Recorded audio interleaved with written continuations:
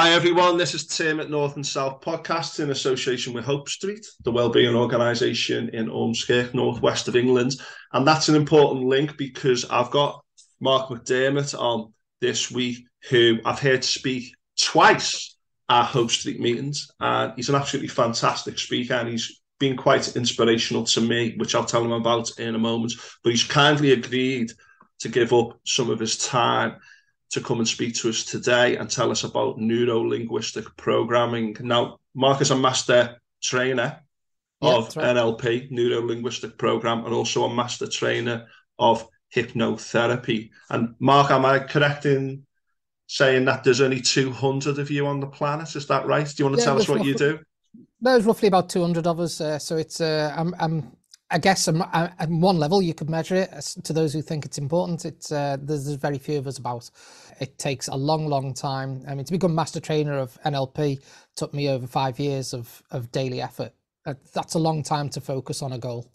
And another year to get master trainer of hypnosis after that. So a lot of work, a lot of effort, a lot of financial outlay, but mostly the time and energy involved in it, because I've witnessed for myself the benefits of the experience that I teach, and had great personal gain from it. So of course I'm fully invested in the process and want to help as many people as possible. And I think using modern tools in a modern world just seems to be the right way to go. And that's kind of what it's about for me. Make things simple. That's what my mission, if you like, is to make this place a simpler place, because a lot of people make it seem complicated. But I've worked lots with children, for example, and they don't do complicated.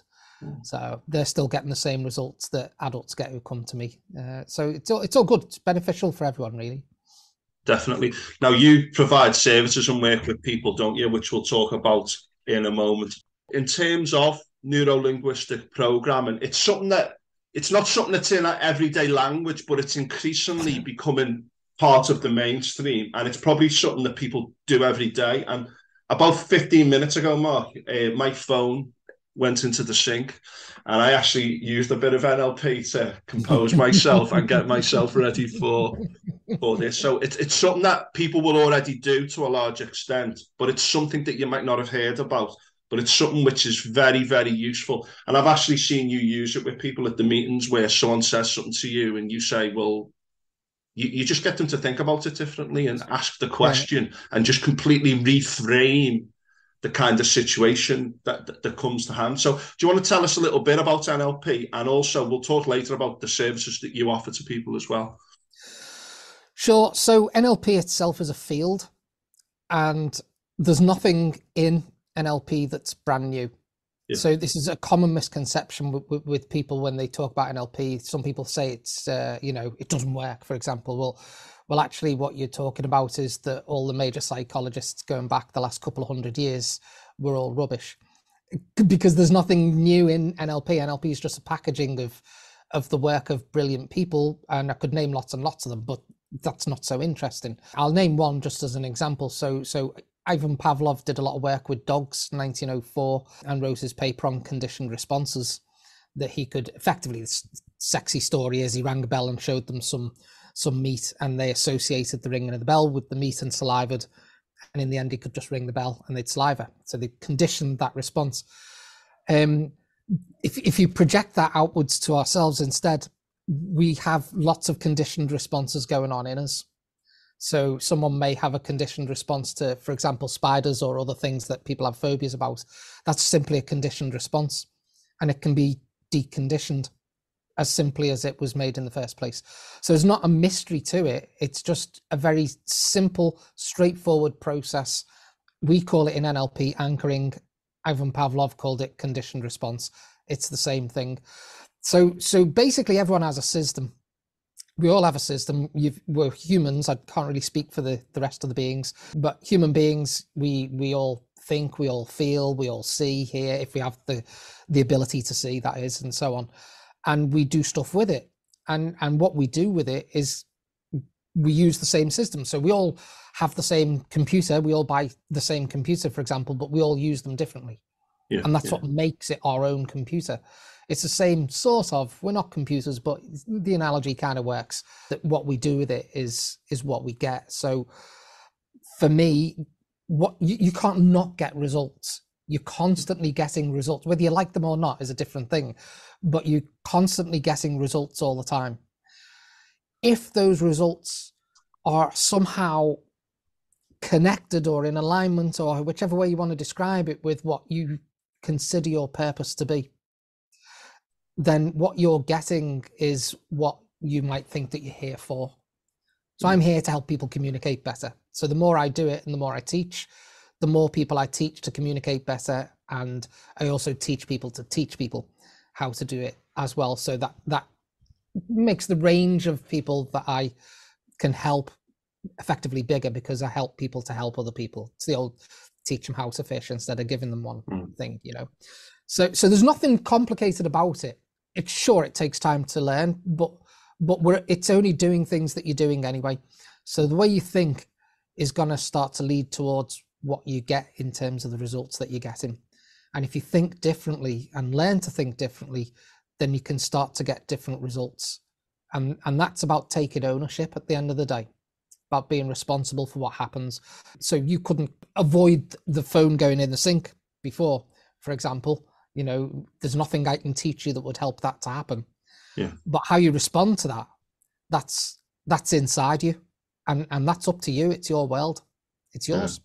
So how you do that. So basically what I teach is I teach the skills of how to adjust what you think you need to adjust to make things better. That's it. Even if, you know, not just therapeutic, I have a long time history in therapy work, because I started as a therapist before I even came to the field of NLP. So I have that historical kind of, you know, years and years of seeing people like that. But I also help people who are excellent already at things like sports or other things, even coaches, and help them to get better at what they're already good at. So it's not just about fixing things that are broken. I mean, nothing's broken anyway, but it's also about enhancing for anyone else. Someone who's excellent, who can take on board what he can take on board or she can take on board from what I show, and then do whatever they do with it afterwards. So whereas the other end of the scale, if you have a phobia or just something simple like that, or you want to lose weight, or these common things that people want, those things are quite easy, and helping someone to make the adjustment is what it's about. And you're quite right what you said at the beginning of this. If I say to you, I'm a salesman, a car salesman, you know exactly what I am, and people around the world know that. But if I say I'm an NLP trainer or master trainer, a lot of people don't know what that is. But it is becoming more in the mainstream, because people are starting to catch on to the phrase NLP. Of course, there's good and bad in every field. You know, there's rubbish science and there's good science. There's, you know, I don't want to trash anyone, but certain people follow particular pathways. Like if I say hypnosis, for example, then lots of people think of stage shows. And although I've done one or two stage shows, it's not really that interesting to me. I will go to stage shows and enjoy them for what they are, which I do. But hypnosis is something much more subtle that people don't realize that they're using all the time. And it's starting to realize how you do things. So if you go around saying, I forget things all the time, and you tell lots of people that, then you're giving yourself an instruction to forget things all the time. So your system will help you to forget things all the time, because that's the instruction you're giving it. Like a computer. It doesn't say that's a bad idea. It will follow through what you ask it to do. So really what I do is, as ridiculous as it seems sometimes, is I help people to realize the instructions that they're giving themselves that don't get them where they want to get to, and help them to stop doing that. Yeah. So what do they have to stop doing? That's right. And I think that the neuro side of it is about the brain, how the brain works, the mental world, and the linguistic. People think that's just about what you speak, but it's also part of how you speak to yourself. So it's challenging what happens mentally, and then also what you even mentally say to yourself, but what you say to the world. So if something happens, that first response, as simple as it is to say, try and view it positively, it's not as simple as that just to say it. You've got to then actually do it. And it does take a lot of work. But I often see people who respond negatively to things, and they just think, whoa, you know, I've got my own issues, of course, but you look at it and you go, what are you doing that for? Like, you know, life's too short to respond like that. But for them, that can often just be a natural response that maybe they've never analysed in themselves. And I think that's the beauty of NLP. It asks you to look at your thinking and to look at your behaviour and to just make life better for yourself. I think that's the key part of it. Yeah, I specifically am trained to notice what other people don't notice about themselves. That's it in a nutshell. Because that's exactly what you were just talking about then. It's if when I say to someone, you just said this, and they realize that they just said it, it's like a revelation to them, but they actually said whatever it is. Like, I feel bad all the time. If someone says that, then don't be surprised if that's the results they're getting. Whereas someone on the outside can listen to that and go, whoa, why are you even saying that to yourself? You can't know what you don't know that you're unaware of. And that's my field. That's what I deal with. Remember that I'm also party to that experience. I can't know what I don't know that I'm unaware of.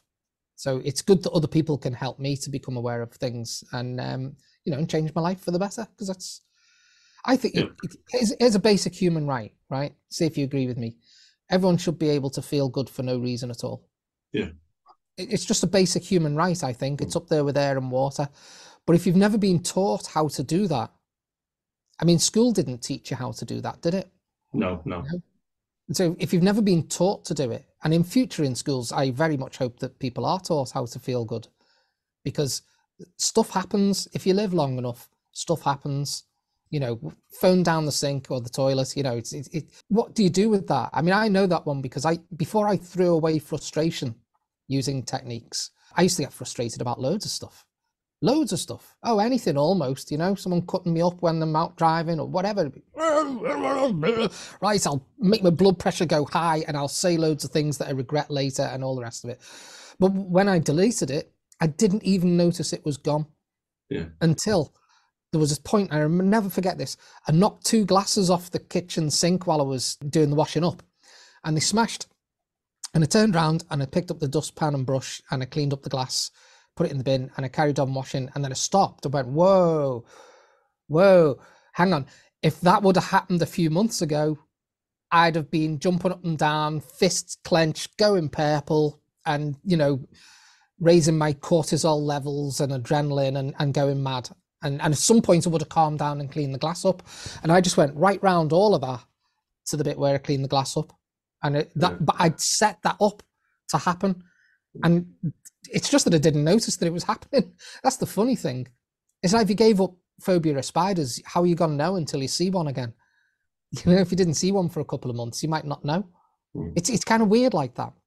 But you can change things because it is to do with the brain, but the brain controls a lot of what goes on in the body. And if you deliberately change something and stick at it for 5 or 6 weeks, it starts to change because you're feeding an instruction that means that your body and your mind starts to understand that you're doing that deliberately. And this is something that was understood there's a guy, William James, in 1902, it's that long ago, wrote a book called The Principles of Psychology, in which he said, you can either believe in something automatically, and it just happens, you could say, or you could totally just decide to make a belief up and tell yourself for 5 or 6 weeks that you believe it, and your body will start to respond as if it's true. Yeah. That was something that was understood over 100 years ago, but that's not in schools. So if someone, practical use, my sister used to be a teacher in a school, and she worked with special needs kids one year and wondered what to do about it because they weren't very good at maths, and they kept, and I said, well, why don't you start by making them believe that they're actually good at doing maths and just as capable as anyone else? They're just learning. And she listened to me and stuck that to them, and they took it on board.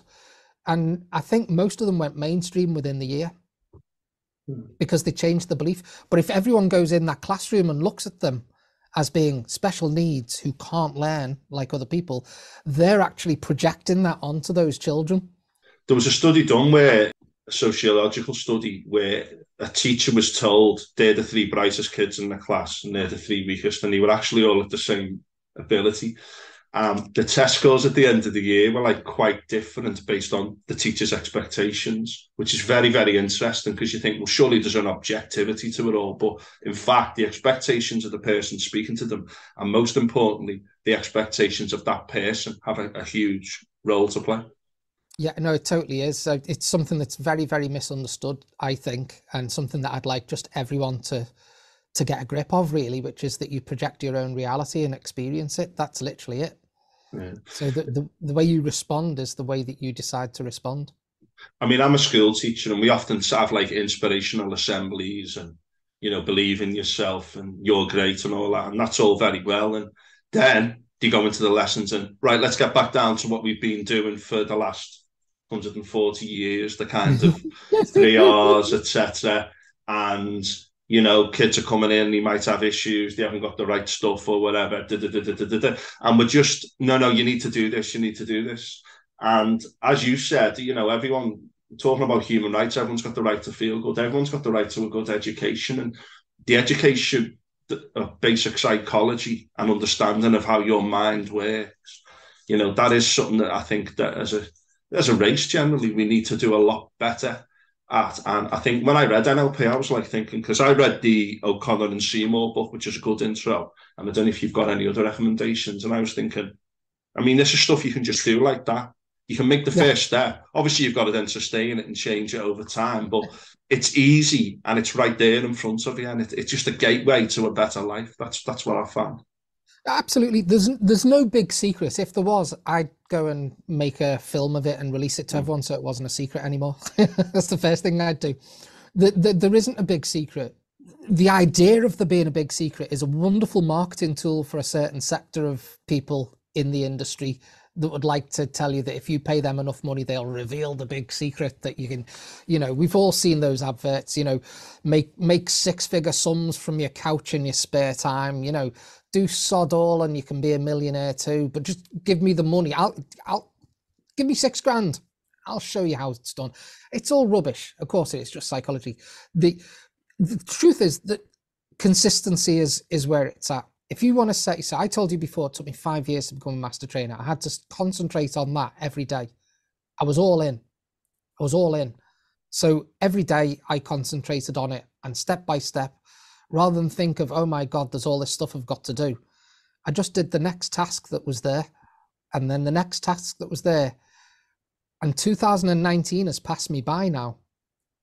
It's gone by me, but it seemed like I didn't even know how I would even afford that. I definitely didn't have the money to do it when I set out on it and committed to it. I had no idea I would do any of that and live a life and do all the other things as well. And yet I did. And I did because I just did what was necessary. Today, all that's necessary right now is for me to be sitting here and talking with you. That's it. Yeah. So that's what I'm doing. When that ends, there's 3 more things that I have on my little hit list for today. I have an endless stream of constantly evolving hit lists, but today's tasks are absolutely clear to me, and that's all I have to do, and none of them are complicated. And that's the thing, when you realize that that's what it is, and you get clear, which the stuff I do helps people to get clear on the steps, then once you have the steps, you can go for it. And when I worked in the prison service for a while, not as a member of staff, but as someone who went in and did workshops and so on, I worked extensively across the prisons in the UK.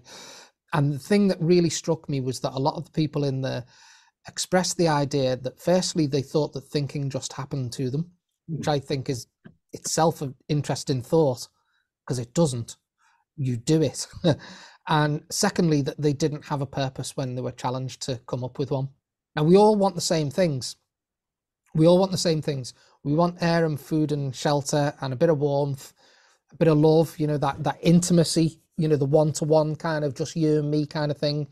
We all want a group of mates, that we have that peer kind of thing. We all want to be known for something. Even if it's like, oh, I come from the bull ring. Oh, do you know Billy? Yeah, I know Billy. Oh, okay. And, or are you red or blue? Oh, well, and then the conversation goes whichever way it goes, depending on what, but it's, but then, your football players, it's just something that we do. These are all just natural. You go all over the world. I've trained people in, I probably had about 80, 90 countries in the world who've come online for trainings, and they all want the same things as well. So it seems to me that we're all very consistent. I'm not talking about cultural differences, linguistic differences, as interesting as they are, but behind it all, we're all doing the same things and we all want the same things, and that's simple. But why are you here? That's the big question. I remember asking one guy in one place why he was here, and he struggled for about 5 minutes to come up with something, because he'd never actually been asked to come up with something. And he was in his 60s and that, you know, he's a revolving door prisoner. And he finally got something out, which I won't say what it was, but it was quite profound. And he was quite chuffed with himself, you know. And then I said, okay, great. So that's why you're here. Because he started with, well, I'm here because, I went, no. I don't mean why you're here. Why are you here? You know? And so he got out this kind of thing, and he was all like, oh, I'm quite pleased with myself there, you know. And I said, okay, so that's why you're here. Now, why are you really here? Well, I've just told you. No, you told me why you're here. Why are you really here? And then he really had to dig deep, because he dug deep for the first thing. The second thing he had to dig really deep for, and he came out with something mind-blowing. Within minutes after that, he realized he actually had a purpose. And his purpose was to get back out, stay out, and be with his granddaughters and walking them up the beach and making sandcastles and buying them ice creams and stuff like that. And on that, he retired. And that was it. And it was a big surprise to everyone around, including me. But when someone gets a purpose, a sense of purpose, then they understand that the results they're currently getting are not the ones that they can be getting. And it's getting those two things connected, for me, that makes the big difference in anyone's life.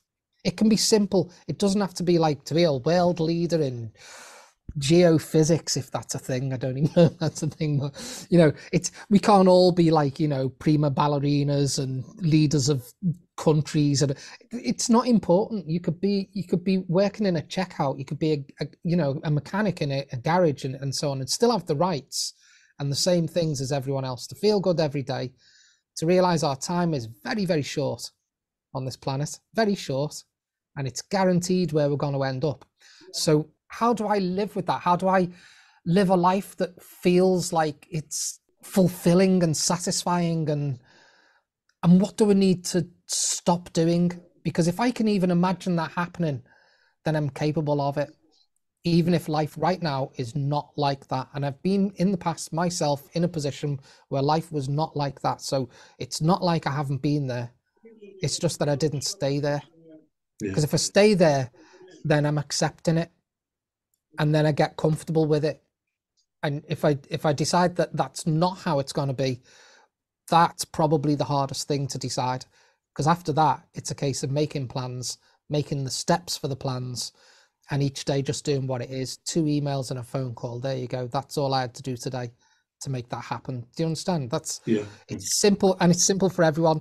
A 6-year-old child can follow the steps towards their own development, and a 76-year-old child can do the same thing.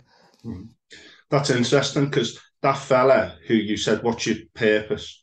And eventually says it. It's almost like a revelation. Oh, yeah. He knew that before he went into that room.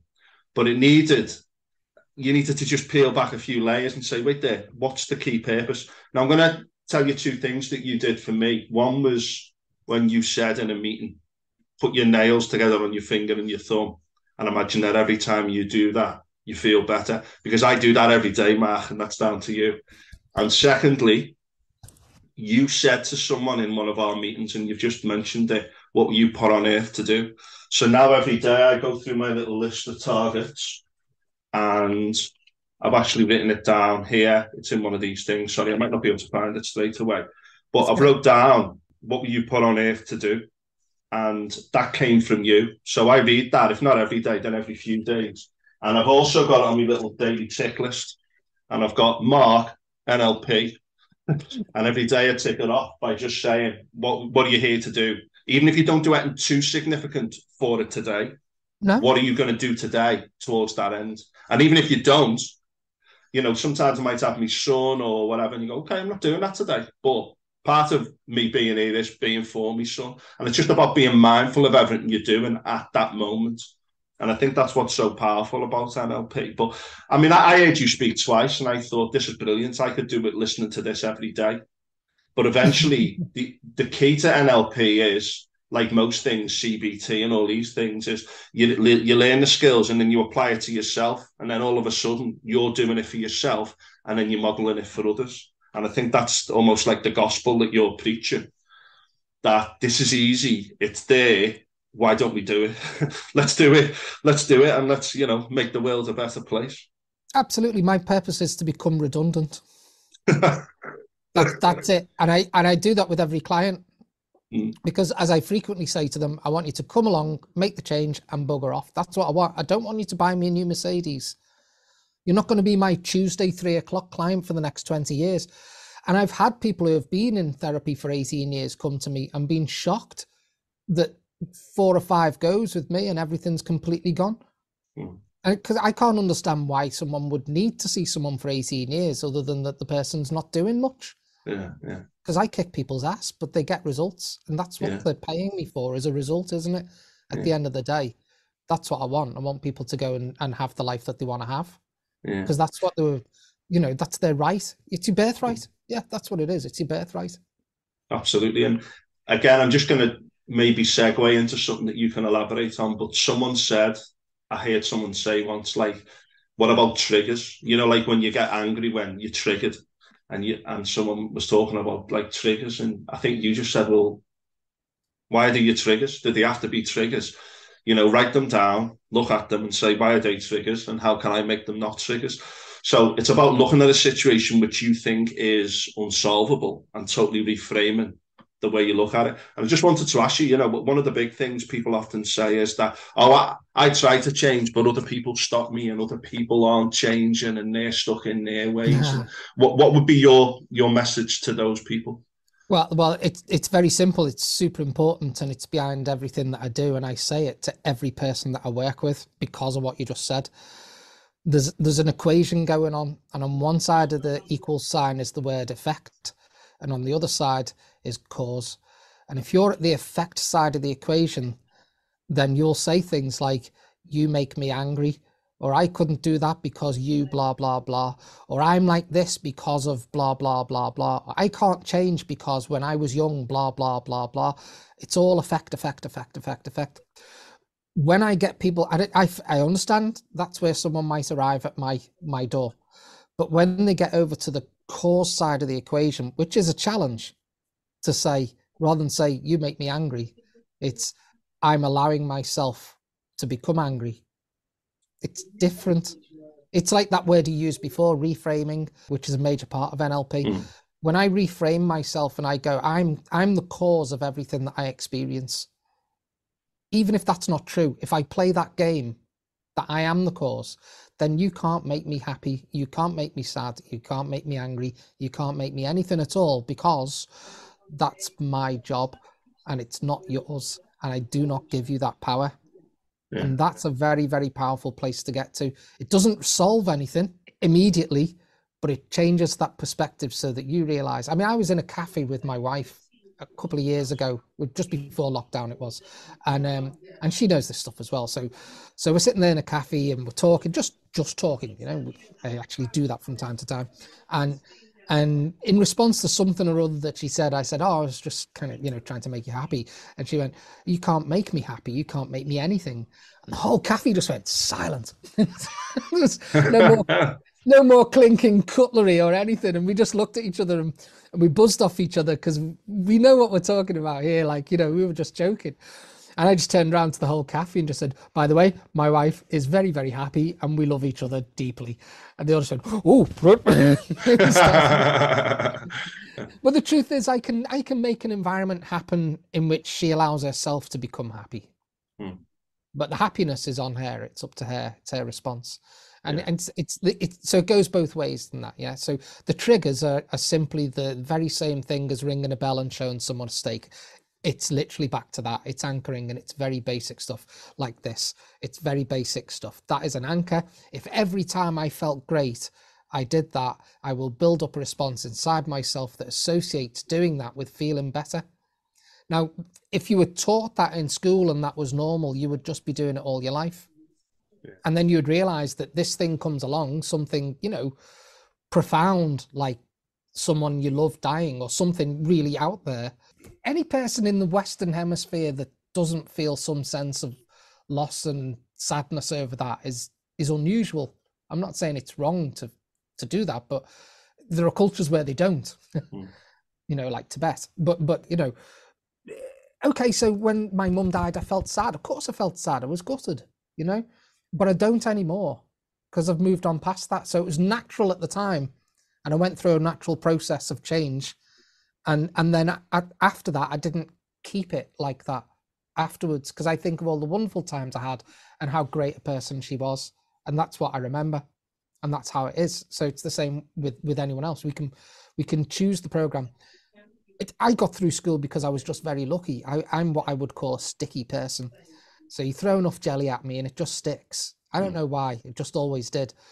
But most people, it didn't. And so the fact that I could memorize things short term and go into an exam hall and regurgitate it and then forget about it afterwards meant that I got exams passed, whereas other people who didn't have that basic skill couldn't. And it never seemed to me to be a measure of someone's intelligence. It's just a memory game, like right through to degree included. It's a memory game, you know, whereas real education should teach you how to learn. They should have taught people how to learn in the first place, which is simple, and then they could learn whatever they like. It's like learning to read. Once you can read, if you can read anything. It opens up things. Do you understand? I always encourage people to read, even if they're adults and they never learned. I would encourage them to have a go and get somewhere, go to night school or something like that. Not for any other reason other than that when they can read and they can read anything, like their pay slips, for example, and make sure they're getting paid what they're meant to be. It's simple things, isn't it? You know, simple. I think that's the key message of it. Now, Mark, I know you've given us your time today and you're very busy. People can contact you and they can find out about your services. You've got a website, haven't you? And I can put that in the podcast notes if people want to check you out and work with you. And I know that you work all over the world. You've also done a few podcasts with people around the world. I've listened to a few of those, which I really enjoyed. But the thing, I've been on a bit of a journey for 15 years before. You kind of go through the looking glass sometimes when there's a crisis. And then I think since 2007, when I was really ill, physically, mentally ill, I feel like I've been on a journey. And the NLP kind of journey is stuff that you already do in a lot of the time. It's stuff that you need to strengthen, and it's stuff that you need to do and spread. And it's right there. It's easy and it's very, very straightforward. It doesn't mean it's easy to change long term, but it's right there. And I would urge everyone listening to check it out. Just very quickly, Mark, how did you get into NLP? What pushed you just down that particular path? I was already working as a therapist. So, so I was there working, seeing people, doing stuff, being successful. I've always been just all in. I'm an all in kind of guy. So I was all in with everyone I worked with. And that's, I think, why I was making a lot of effort with people compared to maybe other people. Anyway, what I started to notice was that people's eyes moved in specific directions, and I could start to guess what was going on a little bit. So someone would have their eyes upwards and to the side, and I'd say something like, "What are you looking at?" And they go, "I don't know, in the corner of the room." And I'd go, "Nah, what are you really looking at?" And then they'd tell me something like incredible and visual, and I'd be like, "Oh." And I kind of wrote it all down on a piece of paper, which I still have from 1996. And eventually I confessed to my supervisor that there was this other thing that I've noticed after talking for an hour. I finally got this piece of paper out of my pocket, and it's all trembling and stuff, and showing him this thing, thinking he's going to say I'm totally hat stand crazy here. And he just went, you love NLP, Richard Bandler. And I thought, oh my God, this is part of something. And then as these things happen, Richard Bandler came to the UK for the first time about 6 months later. So I literally saved everything I had. I was signing on at the time. I'm working as a volunteer. And I even had to sell one of my guitars, which is a big ask. I had to do it because something in me drove me towards whatever it was. They did the eye thing. And that was all I knew when I rocked up on day one. I knew nothing about NLP at all. Boy, was I surprised. And it would just meant that I could see people. I could see 4 times as many people in the time available. Just quickly as well, when you said before, if I do this, I can, each time I feel good, you were touching the fingernail and the thumbnail, the first one. But I think it's about a long-term vision, but with very, very short and simple steps. And one of the things I've learned through NLP is it's in the present, but you're building towards the future. And I think there's a more positive future for anyone who gets involved in NLP. So thanks very much for your time, Mark, and have a great day, and keep doing the great work that you're doing. Yeah, thanks, and keep spreading the news. Will do.